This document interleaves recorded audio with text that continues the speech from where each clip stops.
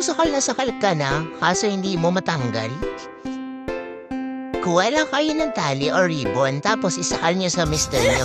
Char, sa daliri pala. Ikot-ikot lang gaya ng papaikot niya sa'yo. Hala! Tapos saksak mo sa singsing yung dulo ng ribbon. Ayan, ikot-ikot na lang ulit hanggang sa dalawa na kayong mahilo.